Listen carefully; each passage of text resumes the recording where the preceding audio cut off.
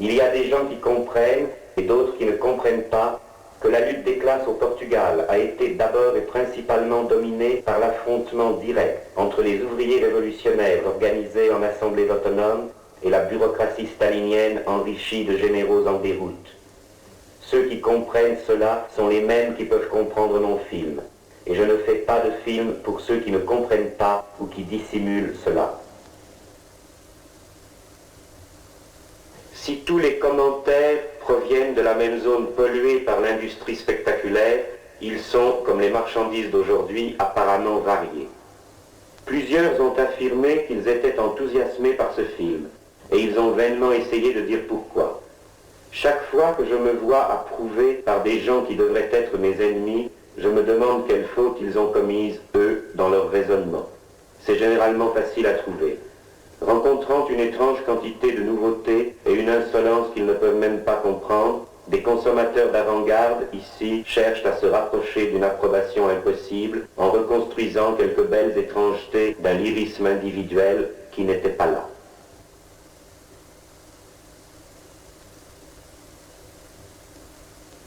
Ainsi, l'un veut admirer dans mon film un lyrisme de la rage.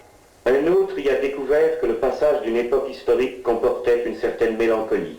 D'autres, qui surestiment assurément les raffinements de la vie sociale actuelle, m'attribuent un certain dandysme. En tout ceci, cette vieille canaille d'époque poursuit sa manie de nier ce qui est et d'expliquer ce qui n'est pas. La théorie critique qui accompagne la dissolution d'une société ne s'adonne pas à la rage, et moins encore aurait-elle à en exhiber la simple image. Elle comprend, décrit et s'emploie à précipiter un mouvement qui se déroule effectivement sous nos yeux.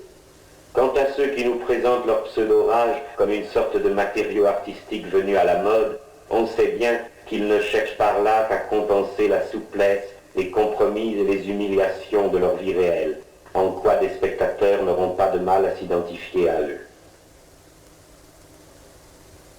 L'hostilité est naturellement plus grande chaque fois que s'expriment sur mon film ceux qui sont politiquement des réactionnaires. C'est ainsi qu'un apprenti bureaucrate veut bien approuver mon audace de faire un film politique, non pas en racontant une histoire, mais en filmant directement la théorie. Seulement, il n'aime pas du tout ma théorie. Il subodore que, sous l'apparence de la gauche sans concession, je glisserai plutôt vers la droite, et c'est parce que j'attaque systématiquement les hommes de la gauche unie.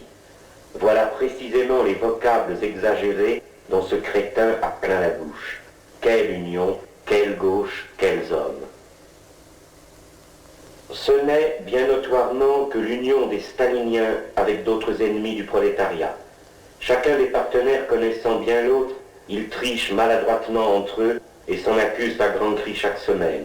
Mais ils espèrent pouvoir encore tricher fructueusement en commun contre toutes les initiatives révolutionnaires des travailleurs, pour maintenir, comme ils en conviennent eux-mêmes, l'essentiel du capitalisme s'ils n'arrivent pas à en sauver tous les détails. Ce sont les mêmes qui répriment au Portugal, comme naguère à Budapest, les grèves contre-révolutionnaires des ouvriers. Les mêmes qui aspirent à se faire compromettre historiquement en Italie. Les mêmes qui s'appelaient le gouvernement du Front populaire quand il brisait les grèves de 1936 et la Révolution espagnole. L'ordre, nous l'assurerons en amenant la classe ouvrière à comprendre que son devoir et son intérêt lui commandent d'entendre nos appels et de nous éviter d'avoir recours à des moyens de contrainte. Non, le Front populaire ne sera pas l'anarchie. Le Front populaire ne vivra.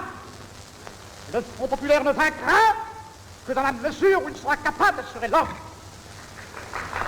Il faut que la classe ouvrière soit capable de comprendre que son devoir et son intérêt exigent qu'elle ne fasse rien qui dresse contre elle la classe moyenne ou la classe paysanne.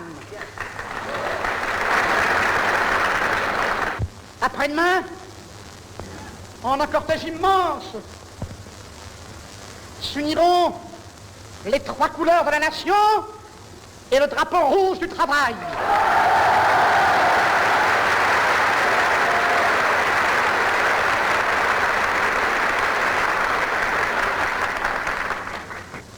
en ce 14 juillet, fête de la République, fête du prolétariat, nous demanderons au peuple de Paris de veiller sur sa victoire d'avril et de mai.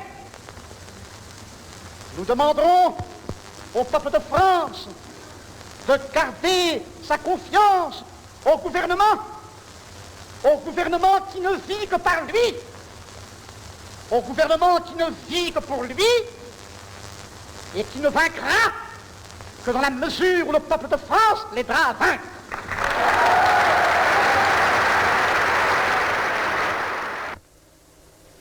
La gauche unie n'est qu'une petite mystification défensive de la société spectaculaire. Un cas particulier dont la vie est brève, parce que le système ne s'en sert qu'occasionnellement. Je ne l'ai évoqué qu'en passant dans mon film. Mais, bien entendu, je l'attaque avec le mépris qu'elle mérite. Comme depuis, nous l'avons attaqué au Portugal sur un plus beau et plus vaste terrain.